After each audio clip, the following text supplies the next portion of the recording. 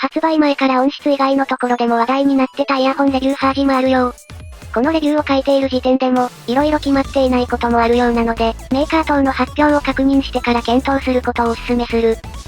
というわけで、やっほ、イヤホン買ってるかい？ふぐみかんのイヤホンレビューの時間だよ。今回紹介するのは、国内ではビープオーディオ、海外、もしくは個人輸入の場合、4世から発売される、サトルソラワコング、というイヤホンだ。このイヤホンは、6台のドライバーが組み合わさって構成されるハイブリッド型イヤホン。特徴的なデザインで印象に残っている人も多いはず。特に、Twitter では、ビープオーディオの積極的な反則などで、注目を集めていると思う。この特徴的なデザインの一部を担当する、4セのケーブルは、実は単品販売もすでにされていて、4セルイロットの名前で購入が可能だ。とはいえ、このフェイスプレートを見てしまうと、このイヤホン専用のアイテムである、というくらいにしっくりくるんだけど、ルイロットは、すでに発売から数ヶ月経過していて、アリエクスプレスではかなり安価に購入が可能となっているぞ。さて、このイヤホンの特徴的な部分は、6ドライバであること。ドライバの割り当ては、2BA が一体化したマルチ BA ユニットが、超高音域用のものが1つと、高音域用のものが1つ、合計4台に加えて、2台のダイナミックドライバーを採用することだ。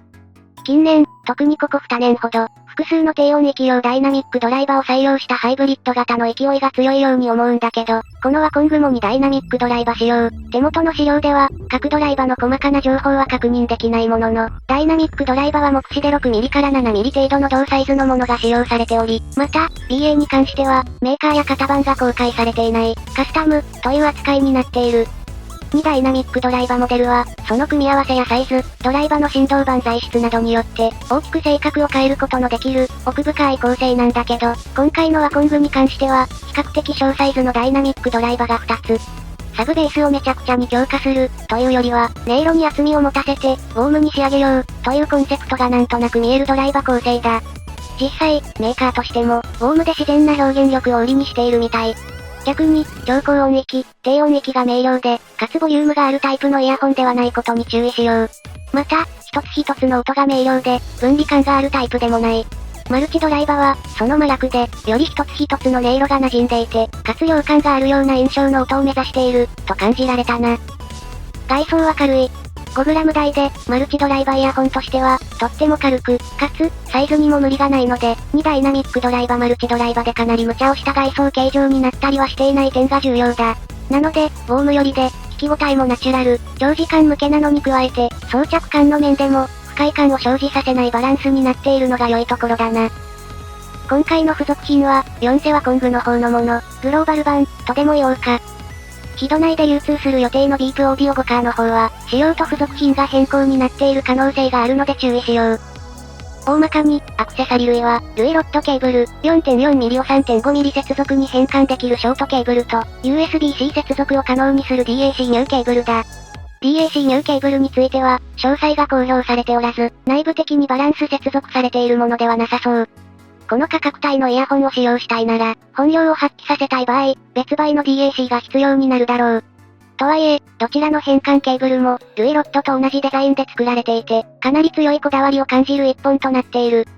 それから、一般的なイヤーピースと、しっかりしたポーチがついてくるな。ポーチは以前4セルイロットに付属したものと同じ、ファスナーで開閉するタイプのちょっと大きいタイプ。イヤホンをケーブルごと入れて持ち運ぶのにも便利なサイズ感となっているぞ。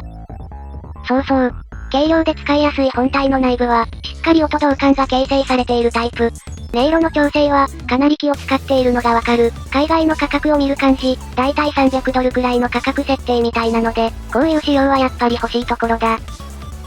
というわけで、側についてはこんな感じ。ルイロドニョイボーケーブルと同様のデザインを持ち込んだイヤホンにして、実際に耳につけてみると軽くて取り回しやすい、日常使用に適した印象だ。あとは音がどうなっているのか。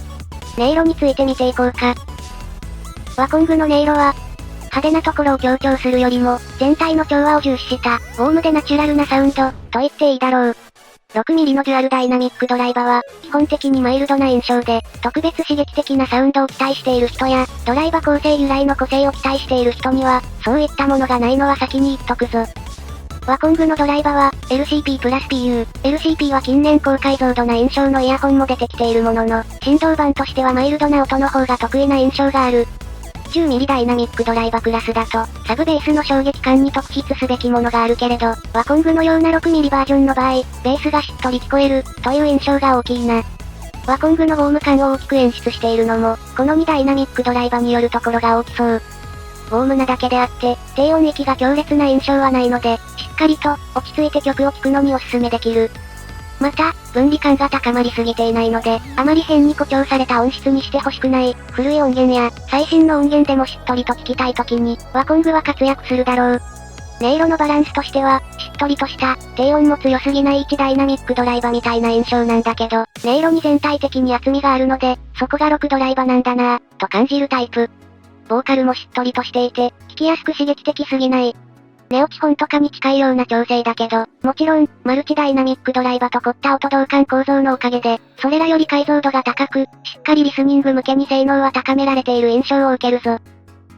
また、実は、ケーブルがかなり面白い。今回のワコング、同梱されているのは 4.4mm ケーブルなんだけど、これは取扱店舗にもよるだろうけれど、3.5mm バージョンのルイロドが、付属品なしの簡易パッケージで付属する販売形態を取る店舗がある。これ、単純にプラグが異なるだけじゃなくて、実はインピーダンスまで異なっている。自分もレビューした後に聞いた話なんだけど、実はルイロットは、内部に抵抗が仕込まれていて、洗剤のみならず、この抵抗で音色を変化させてたそうなんだ。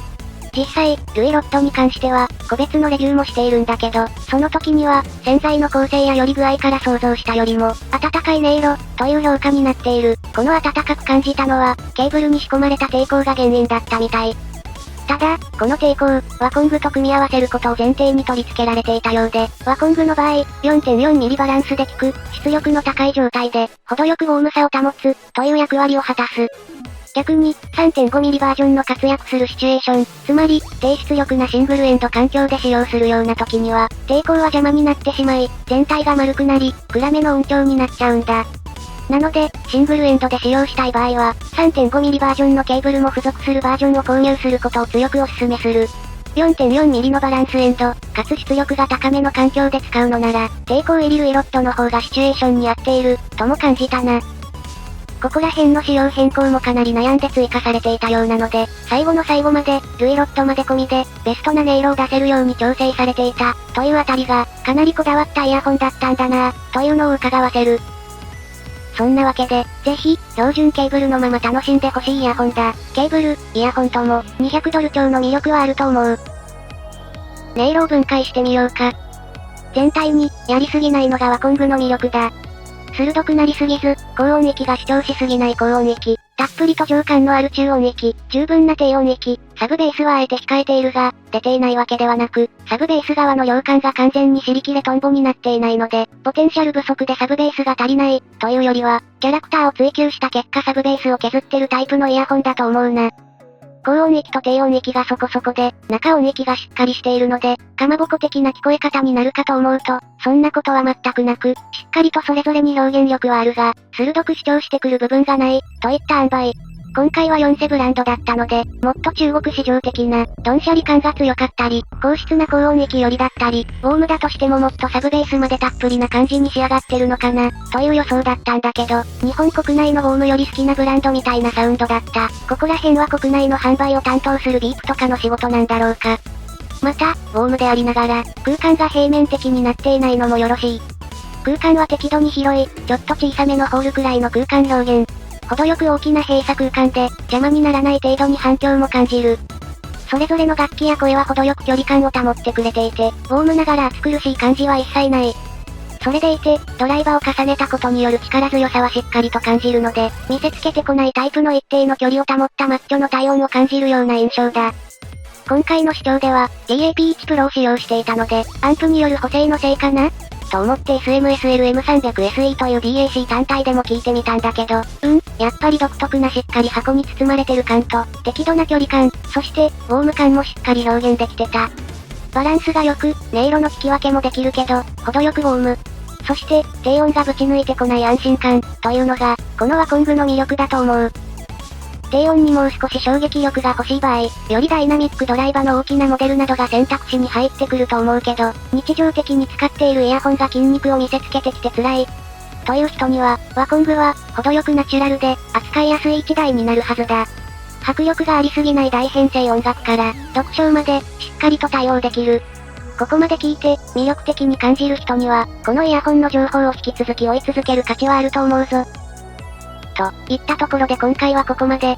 かなり細かな調整を行っているのが伺えるので、丁寧なイヤホンが好きな人には、ぜひアンテナを立てといてほしいぞ。